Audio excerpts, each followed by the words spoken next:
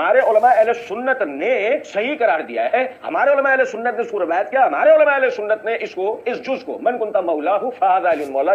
من کنتا مولاہ کیا ہوتا ہے مولوی صاحب؟ شیعوں کی وہ چیلنج کرنے کی جلدی ہوتی ہے، پڑھ تو ٹھیک سے لیا کرو، اتنی مشہور حدیث ہے. میں مولا اس کا علی مولا. حدیث غدیر کی سند لے کے آنی اور وہ سند اہل سنت کی کتابوں میں نہ ہو. اچھا جی، سند صحیح ہونی چاہیے. مولوی صاحب کی فرمائشیں آپ سنتے جائیں. مولوی صاحب جن کو حدیث سے غدیر پڑھنا بھی نہیں آتی، من کنتا مولاہ پڑھ رہے ہیں اور بہت شیعوں کو چیلنج کر رہے ہیں، ایران سے لے کے فلاں تک فلاں. ظاہر بات ہے لمبی چھوڑنے میں تو بھائی آپ کو ید طول حاصل ہے.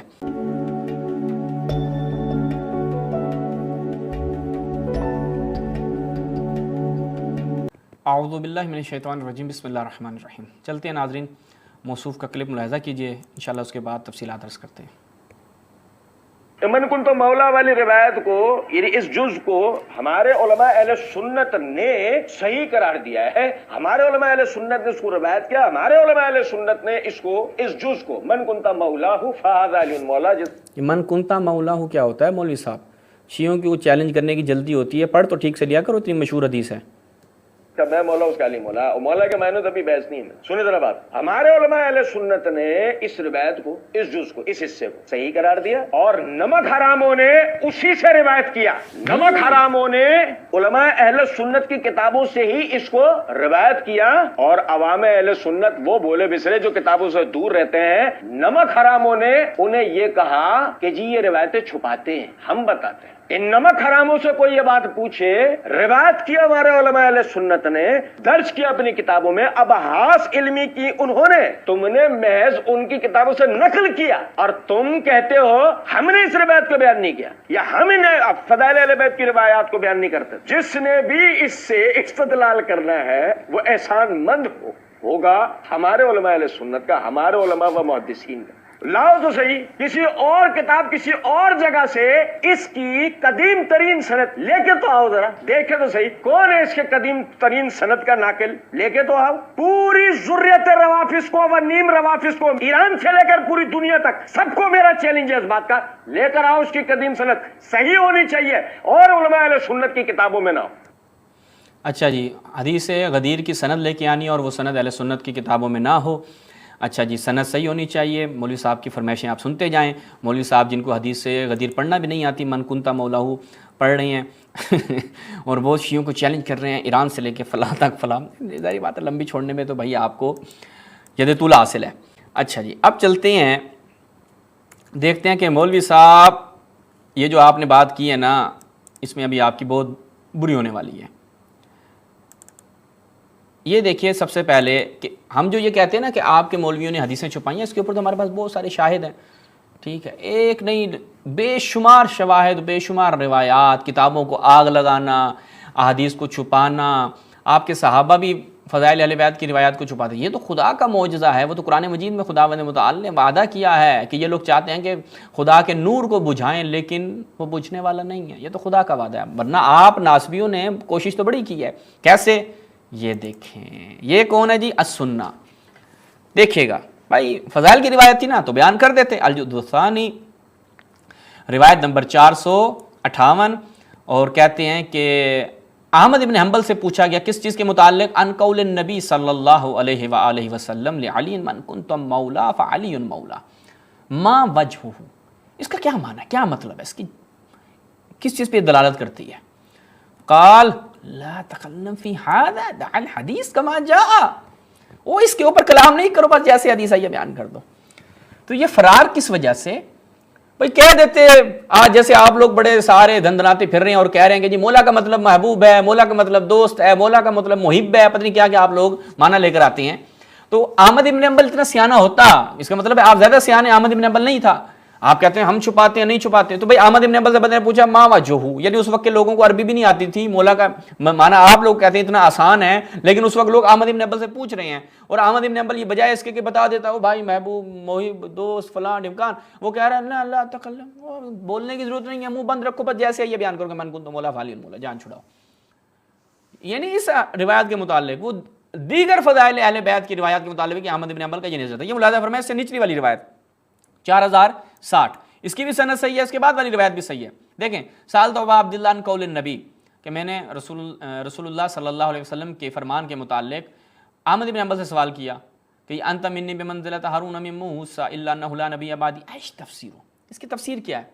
اس کو تنہاذا لا تسأل عن ذا الخبر کما جاء، اس کے بارے میں بھی نہیں بتا رہا آپ کا احمد بن حنبل۔ او بھائی بتا دو کیا ہے، کوئی مشکل ہے کیا؟ مسئلہ کیا ہے وہ تم ہمیں بتاؤ مولوی صاحب گٹکے والے صاحب، تم ہمیں بتاؤ کہ احمد بن حنبل کو کیا مسئلہ تھا، بتا دیتا کہ بھائی یہ روایت ہے مولا علیہ السلام کو وہ اس وقت جا رہے تھے کہ نا کیا کہتے ہیں جنگ تبوک کے لیے جا رہے تھے، تو مولا علی کو مدینے میں چھوڑ دیا اور کہا کہ یا علی انت منی بمنزلۃ ہارون من موسیٰ الا انہ لا نبی بعدی، ٹھیک ہے بتا دیتے۔ اتنی سمپل سی بات تھی، آپ لوگوں کے نزدیک تو بہت سمپل ہے نا چیز، تو بتا دیتا آپ کا احمد بن حنبل۔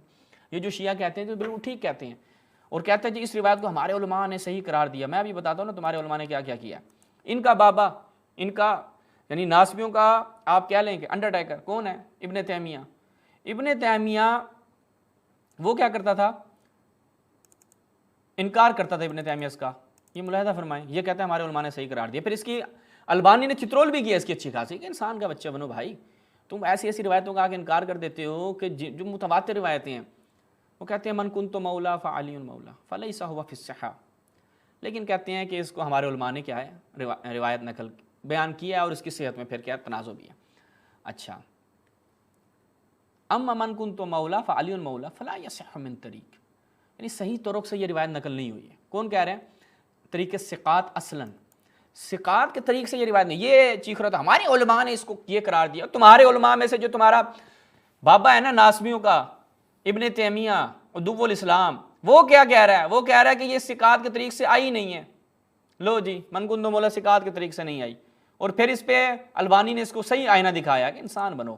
جو ہم یہ کہتے ہیں نا کہ تمہارے مولوی ڈنڈی مارتے ہیں، تمہارے مولویوں نے ڈنڈی ماری ہے، اور یہ روایت ملاحظہ کریں بڑی زبردست ہے۔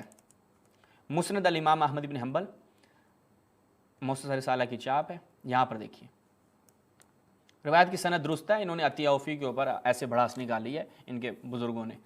اچھا جی، زید بن ارقم کے متعلق ہے، وہ کہتا ہے کہ میں نے زید بن ارقم کو کہا کہ بھائی میرا ایک رشتہ دار ہے، دماد ہے، ہمارا ایک دماد ہے، وہ اس نے ہمیں امام علیہ السلام کی شان میں ایک حدیث غدیر بیان کی ہے، یعنی یوم غدیر خم پہ جو ہے رسول نے امام علیہ السلام کے حوالے سے جو بیان کی تھی نا حدیث، وہ بیان کی، لیکن میں کیا ہے فانا احب ان اسمعہ منک، میں چاہتا ہوں میں تجھ سے وہ سنوں۔ فقال انکم معشر اہل العراق فیکم ما فیکم، یعنی وہ ڈر گیا، چونکہ اہل عراق میں قبضہ کیا عبید اللہ ابن زیاد، ڈر گیا بھائی، انہیں پتہ ہے کہ یہاں پر تو بنو امیہ کے کارندے پھر رہے ہیں، ہر جگہ پہ بنو امیہ اور فضائل اہل بیت بیان کرنا یہ تو بڑی مشکل بات ہے۔ زید بن ارقم بھی ڈر گیا، اس نے کہا نہیں بھائی، وہ کہتے تم اہل عراق بھائی تم تو درد سر میرے لیے کھڑا کر دو گے کوئی نہ کوئی۔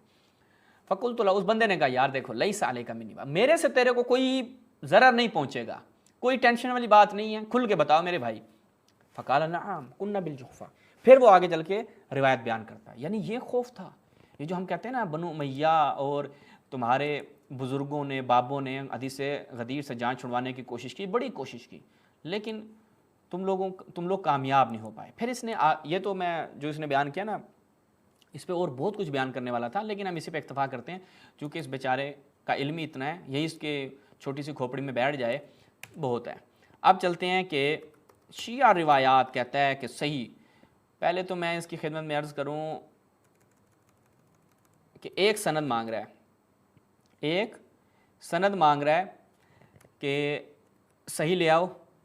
بھائی پہلی بات ہے یہ ایک سند کا مطالبہ کرنا کہ حدیث غدیر کے متعلق ایک صحیح سند لے آؤ، یہ بے وقوفی ہے۔ کیوں؟ چونکہ متواتر روایت میں جو متواتر روایت ہوتی ہے اس میں سند کی تحقیق کی ضرورت نہیں پڑتی، اور یہ حدیث غدیر تشیع کیا متواتر ہے، تو لہٰذا یہ مطالبہ کم علمی جہالت میں مبنی ہے اور بے وقوفی ہے۔ کیوں؟ میں اس کے حوالے سے پہلے کچھ علماء کے اقوال نقل کرتا ہوں، پھر اس کا میں دکھ درد دور کروں گا، صحیح روایات پیش کروں گا، وہ بھی کروں گا، لیکن میں بتا رہا ہوں اس کا سوال جہالت میں مبنی ہے۔ الرسائل العشر کس کی ہے؟ شیخ الطائفہ شیخ طوسی علیہ الرحمہ کی، ان کا متوفہ 460 ہے۔ اب یہاں پہ دیکھیں وہ کیا نکل کرتے ہیں۔ دلیل آخر ومما يدل ايضا على امامته علیہ السلام ما تواترت به الاخبار من قول النبی صلی اللہ علیہ وسلم یوم غدیر خم، ٹھیک ہے، کون سی؟ فمن كنت مولا فعلی مولا، یعنی یہ روایت کیا ہے متواتر تشیع کے ہیں، اور ایک کوئی بے وقوف اٹھ کے آتا ہے وہ کہتا ہے اس کی ایک سند میرے لیے ثابت کر دو، تو وہ بہت بڑا جاہل ہے بھائی، اس سے کیا بحث کریں گے آپ۔ النقط الاعتقادیہ کس کی ہے؟ شیخ مفید علیہ الرحمہ کی، یہاں پر کیا کہتے ہیں فَإِن قِیل من امام هذه الامه بعد رسول اللہ صلی اللہ علیہ وسلم؟ کہا علی بن ابی طالب۔ بما علمت انه الامام، تمہیں کیسے پتہ چلا کہ وہ امام ہے؟ وہ کہا ہمیں ایسے پتہ چلا کہ اس کے اوپر نص متواتر ہے رسول اللہ سے، اور وہ کون سی ہیں؟ ان میں من کنت مولا فعلی مولا، متواتر روایتیں۔ یہ شیخ مفید علیہ رحمہ۔ اس کے بعد مرآت العقول، علامہ مولانا باقر مجلسی رحمہ اللہ، وہ کیا کرتے ہیں کہ من کنت مولا فعلی مولا هو مما تواتر نقل من الخاص والعام، کہ یہ متواتر روایت ہے، ان متواتر روایت میں سے ہے کہ جس کو خاص اور عام، یعنی خاص سے مراد ان کا امن پوری تھا نا، تو وہ کہا کہ رواہ العامہ والخاصہ، اور اس عبارت کا ترجمہ کیا کرتا ہے؟ اس کو خاص تو خاص، عام افراد نے بھی روایت نقل کی ہے۔ یہاں پہ خاص اور عام جب اصطلاح استعمال ہوتی ہے تشیع میں، یعنی وہ ان کا شیخ الحدیث ہے، ان کا اہل حدیث کا۔ کون؟ وہ میری ایک ویڈیو ہے حدیث غدیری پہ، آپ وہ کبھی جا کے ملاحظہ کریں، تو اس میں میں نے اس بات کا جواب دیا اس کو، جس میں وہ عبارت پڑھتا ہے، بڑی دلچسپ ہے۔ یعنی کہ شیخ الحدیث کی حالت یہ ہے کہ جس کو ایک ابتدائی اصطلاحات کا، جو ایک عام طالب علم بھی ہو نا علوم حدیث کا، ان کو اصطلاحات کا علم ہوتا ہے، لیکن ان کے شیخ الحدیث کو علم نہیں ہے۔ خاص اور عام سے مراد یہ ہوتے ہیں تشیع اور اہل تسنن دونوں کے ہاں متواتر اس کو گردانا جاتا ہے۔ اچھا جی، اور آگے بڑھتے ہیں۔ آگے الاربعون حدیثا فی اثبات امامت امیر المؤمنین، جناب شیخ محوذی بحرانی، فقی محدث، ان کا متوفہ 1121 ہے۔ یہاں پر کیا بیان کرتے ہیں؟ کہتے ہیں یہ جو حدیث مشہورہ میں سے رسول اللہ کا قول من کنت مولا فعلی مولا، اخبار مستفیضہ، پہلی بات ہے کہ وہ اخبار مستفیضہ کیا کہ آگے کہتے ہیں کہ نازل منزلہ متواتر ہے، ٹھیک ہے، لیکن اگر اخبار مستفیضہ بھی ہو تب بھی اس میں سندی تحقیق کی احتیاج نہیں ہوتی، اور یہ ہمیں کیا کہتا ہے؟ شیعہ ایک روایت لے آئیں، سبحان اللہ، صحیح روایت لے آئیں۔ اچھا جی، ایک نہیں، میں انشاءاللہ تمہارا علاج کر کے جاتا ہوں۔ کشف المہم کس کی ہے؟ فی طریق خبر غدیر خم، یہ سید ہاشم بحرانی 1107 کا متوفہ ہے۔ اب دیکھیں یہاں پر یہ الباب الثالث بغدیر خم من طرق الخاصہ، من طرق الخاصہ سے مراد ان بیوقوفوں کو بتانا پڑتا ہے، خاصہ سے مراد یہ نہیں ہو کہ خاص طریقے ہیں اس کے، بلکہ خاصہ سے مراد تشیع کے، اور وفی ہے 43 حدیث، اس میں 43 احادیث کو لے کر آتے ہیں، اور 43 احادیث آ جائیں، بلکہ ان کے آپ تیسیر علوم الحدیث محمود طحان کی کتاب اٹھا کے دیکھیں، اس میں آپ جب جاتے ہیں متواتر کی تعریف پڑھتے ہیں، وہ وہاں پر کہتے ہیں اگر ایک روایت 10 طریق سے، یعنی اس کی 10 اسناد ہوں، اور پھر وہ اس کی متواتر کی شرائط بھی بیان کرتا ہے، تو وہ حدیث متواتر ہوتی ہے۔ سیوطی نے یہ کہا ہے، اور وہ اسی کو میں نے اختیار کیا ہے۔ تو ان کے اپنے علماء نے حد عقل جو ہے وہ 10 تک کے، حد عقل خیر ایک جو مشہور مبنا کے مطابق میں عرض کر رہا ہوں، غیر مشہور میں تو 4 کو بھی انہوں نے متواتر میں ٹھوکا ہوا ہے، 5 کو بھی متواتر میں ٹھوکا ہوا ہے، اور اپنی مرضی سے جو دل کرے متواتر بنا لو۔ پھر آگے خود یہاں پر کیا بیان کرتے ہیں؟ خبر غدیر قم قد بلغ حتی التواتر من طریق العامہ والخاصہ، کہ یہ تواتر کی حد تک عامہ اور خاصہ میں موجود ہے۔ اچھا، پھر خود محقق صاحب بھی کہتے ہیں کہ یہ کتاب سید نے لکھی کس لیے ہے؟ تاکہ اس حدیث کو فریقین سے اس کا تواتر ثابت کریں، اور کسی قسم کی کوئی شک و شبہ کی اس میں گنجائش نہ رہے، اور فیکون حجت علی العام والخاص، تاکہ یہ عام اور خاص کے اوپر کیا ہے؟ حجت رہے۔ اچھا جی، اس کے بعد ایک قدم اور آگے بڑھتے ہیں۔ اب اس کا جو ہم کہا تھا نا کہ دکھ درد ہے کہ ایک صحیح سند لے آئیں، تو ہم اس کو صحیح سندیں دکھاتے ہیں تاکہ اس کا چیلنج وہ مشرق سے مغرب، ایران سے عراق وغیرہ وغیرہ۔ یہ ملاحظہ کریں، الخصال کس کی ہے؟ شیخ صدوق علیہ رحمہ کی، کہ اب اس کی ذمہ داری بنتی ہے کہ یہ آ کر پیش کرے کہ دیکھو جو شیعوں نے، میں نے ایک سند کا مطالبہ کیا تھا کہ ایک سند ایران سے، عراق سے، مشرق سے، مغرب سے، شمال سے، جنوب سے لے کر آئیں، کہ جو سنیوں سے نہ لے گئے ہو۔ بھائی تم نے آنا ہے اور ثابت کرنا ہے کہ یہ دیکھو بھائی یہ ہماری فلاں کتاب میں روایت تھی، یہ شیعوں نے وہیں سے نقل کی ہوئی ہے، ٹھیک ہے جی، یہ ہمارے روات تھے یا فلاں تھے، اور یہ جناب کیا ہے جی؟ ہماری حدیث ہے۔